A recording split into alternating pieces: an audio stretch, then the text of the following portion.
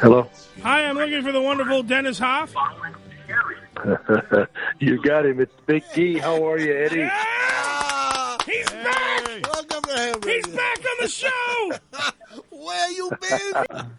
I missed you guys. You know, I've been playing politician here for a while, and it's sucked all the life out of me. That's what I was going to say. Oh, it's like a bunny. Yeah.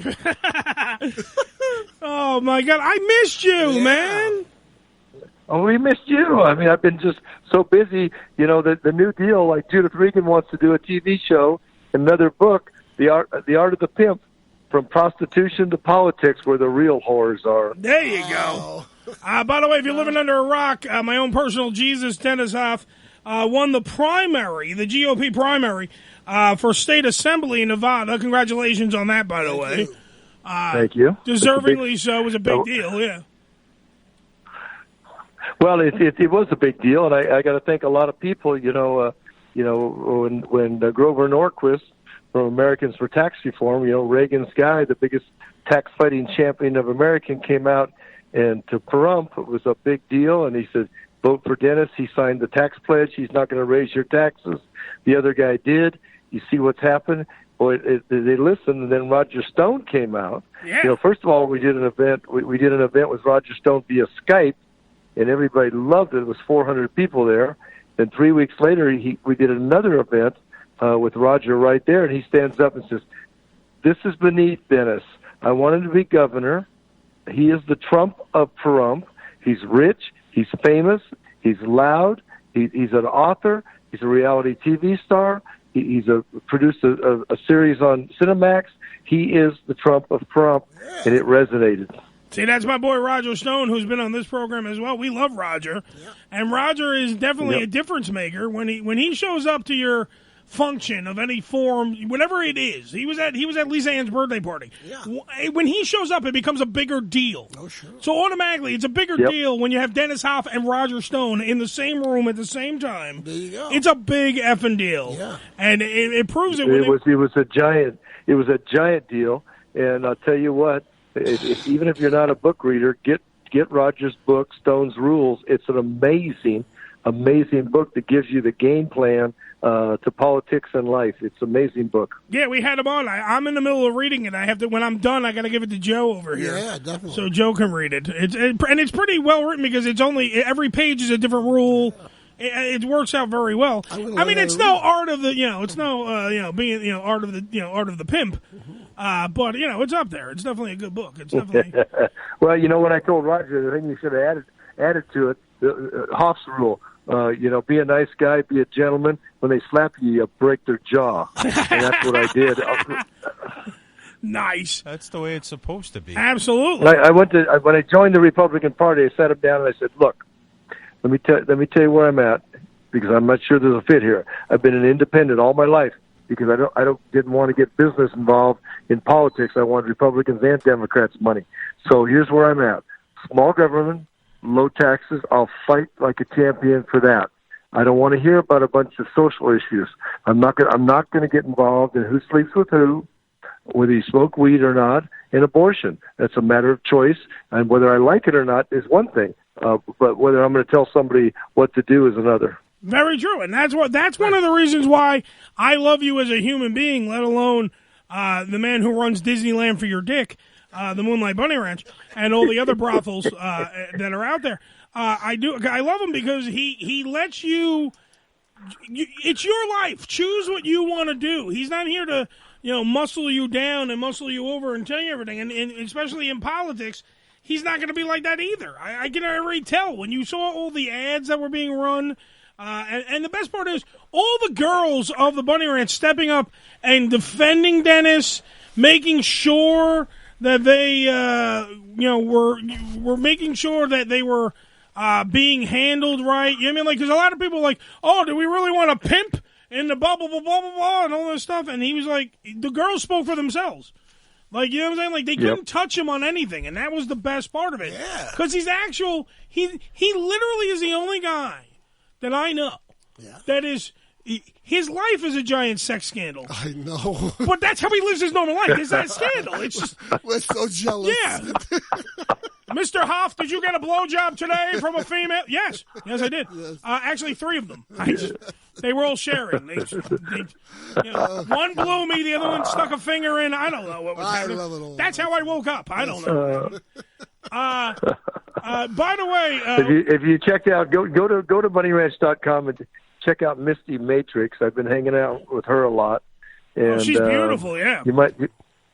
Oh my God, just stunning, just absolutely stunning. And you know how I am. I like them blonde and beautiful. Absolutely, two good options right there, blonde and beautiful. Yeah, they by the way, Dennis has. If you know Dennis, and it's been a while since Dennis has been on the show, but Dennis remembers his first hard-on. And this is how I know that I love Dennis as a person. Wow. Dennis got his first hard-on from guess who, Joe? I have no idea. Marilyn Monroe. He got to meet Marilyn Monroe. Wow. On a movie set. Well, I don't think I ever forget that hard on. No, either. and he fell in love from blonde hair and red lips forever and a day. Yes, sir. And that's where it's now. Literally, his penis just seeks out blonde hair and red lipstick. It just and goes around. But if you go to all the bunny ranches, the bunny ranch, the sagebrush, all the brothels that he owns, all of them, the Kit Kat, everything. If you go to all those, there are many different flavors to choose from. There are black ones, white ones, brunettes, redheads, but there are definitely a plethora of blondes with red hair, with red lips that are gorgeous. Monroe types. Yes, he does not fuck around when it comes to that. And if he runs. If he runs the state assembly, the same way he runs all his brothers, we're going to have Nevada on the map, folks. Right. This is where it's going to be. It'll be an Aryan race. Yes. Well, you know what I told them is that the only thing they can use against me is that I'm a pimp, and what they don't understand is I'm a businessman. It's a legal business. Absolutely. They never call me pimp and Oxford lecturer. They never call me pimp and reality movies TV star. They never call me pimp and author. They don't ever say that. It's just pimp. So, well, you know what? If I'm going to be a pimp, who better to run you political whores than me? Absolutely. There you go. If he knows who's getting fucked and who's not. God damn it. I wish I could out these guys. There's people out there that are saying things against me. Well, we can't have somebody like this in the legislature. Excuse me, dude, you were at the place last week. Yeah. That special interest group paid $1,500 to have you tied up in the bondage cage and degraded for a while. It's literally the scene from Casino when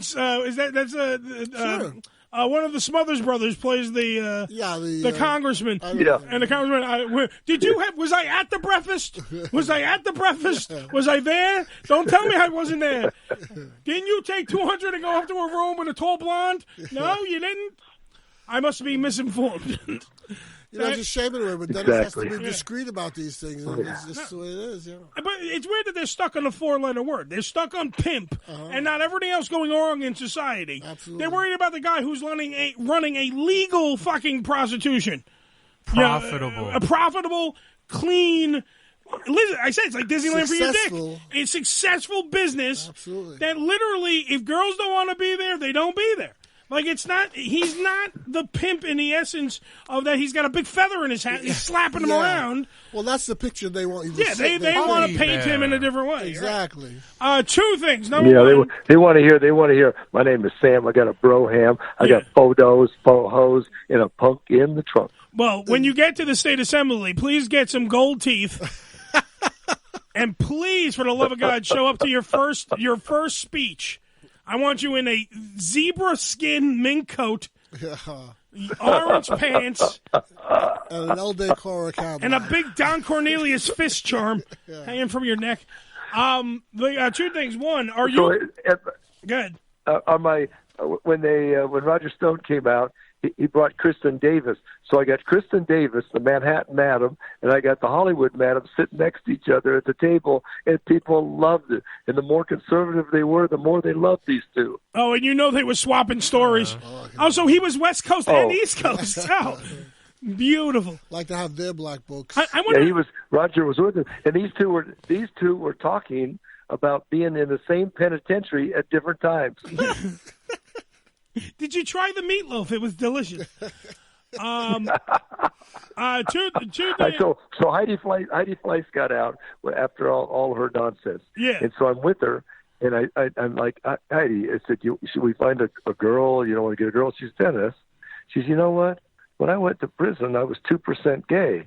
And I was gay for the stay. I had a girl that protected me and got me everything. But now that I'm out, I'm 3% gay.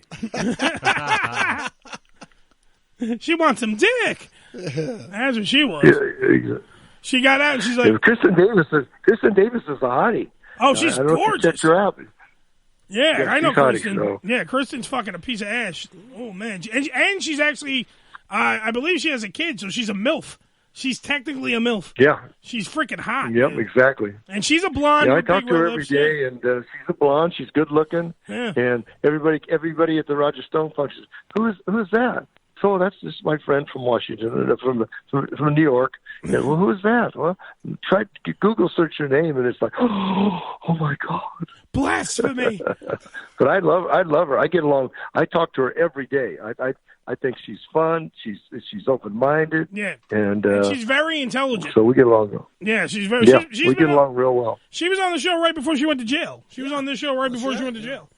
Wow. What are you doing August 19th to the 22nd, Dennis? I got no plans at this point. All right, well, we're having a giant party. I'm working together with Ronnie the limo driver, Shuli Agar, J.D. Harmeyer. We're going to be at the Hard Rock. I mean, if you guys want to stop by, you're totally welcome. You and the couple of girls, whatever you want to do. We're having a giant pool party. There's an award show, everything. Well, you send me the info, and I'll do everything I can to be there. You know, I love hanging out with you. Yes. And just like you love hanging out with me. And, you know, you've had some real nice conquests at the ranch. Yes. I remember some of them. He never stops telling us about it. Oh, I tell you, there's a reason I call it Disneyland for your dick. It's an amazing place. Speaking of, I have to talk to you personally. I hope no one's listening. Everyone else, turn your earphones off. I missed your birthday this year. What happened? I got the invite. I sent the invite back, and then Madame Suzette said, "Yeah, we'll get back to you," and then it just never happened. It was just such a cluster with this running for office. It's just like I had no focus on it at all, and but we're going to make it good. I think this next year is our 20th year. The owner of the Lakers and I have been doing this. Wow. Yeah, and so Dennis is turning 20, so it's going to be really nice.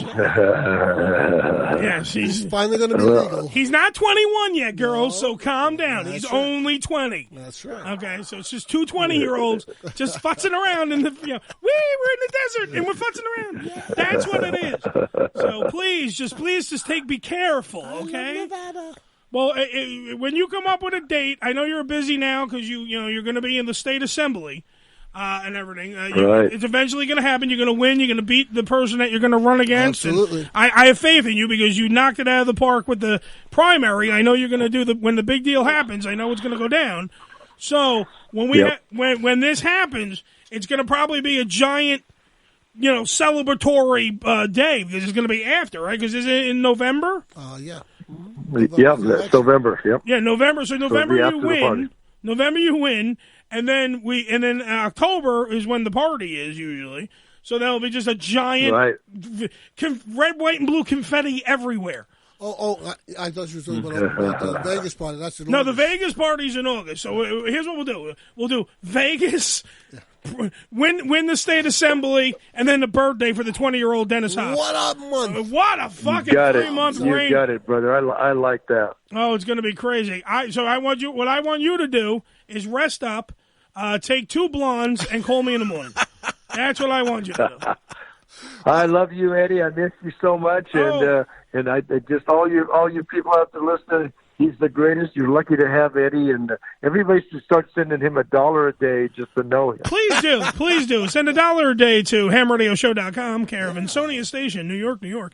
No, here's what I will have the people responsible for the giant party at the Hard Rock Casino and Hotel and everything in Vegas. I'll have those people contact. I'll send you the information. I'll just talk to them first. We'll mull it over. You know, and it's sad that my buddy died, another band member of Pantera. Vinnie Paul was a friend. I was at Dimebag's funeral in Dallas when that came down, and boy, it's a sad day in Nevada with Vinnie Paul being gone. Yeah, massive heart attack, Vinnie Paul. It was they ruled it massive heart attack. It's sad. It was, and he wasn't just in Pantera. He was in Hell Yeah. Yeah, he was. Which is the other band. No. The thing was, I never really was into Pantera that much. Like, I know a couple of their songs, but Hell Yeah, I seem to gravitate more towards. And it was weird when I found out it was the same people. Sure, yeah. And Vinnie Paul was one of the, he was amazing. The guy was literally, and not a bad, by the way, so many of my friends, just like Dennis, knew him, and not one bad fucking thing was said about, you know what I'm saying? Absolutely. Like, not one person came out, because there's usually one asshole that says something. Yeah. Not one person said something bad about Vinny. It was amazing. This guy would pull up, they'd go do a show somewhere, and he'd go, hey, wait, we can barbecue here. And he would go buy everything that they needed for this barbecue and just throw a huge party He's a great guy. in the parking lot or whatever for everybody. That's what their house was like in Texas. You know, it was always trucks spinning out and doing crazy things, and it was just a big party for those guys. Yeah. And two of the greatest guys ever. And they used to do a Christmas party from about the 9th to the 14th of the month in Dallas every year. And then that one year, when Dimebag got killed, we were all coming in anyway. It turned into the greatest funeral ever. Jesus. Black grin for everyone. It's weird what touches you inside. Like, what gets you right there. And a guy named Dimebag Darrell. Yeah. And, in a band at that one level, and then you have Vinnie James over. It's just a crazy fucking... Just a crazy thing. If Dimebag Darrell wasn't the greatest guitar player ever, I don't know who is. Definitely. Even the guy from Alice in Chains said that. Wow. I'm trying to think of his name, but they were there, and everybody was there. It was like we were all used to going there anyway for this big party. It turned into a funeral. It was a terrible time. So, all right, I'm going into a meeting here. I'm going to do some plotting and planning. Right. Love you so much. Love you everybody. more. Stay in touch, brother. Okay. Round of applause for my own personal Jesus, Dennis Hof.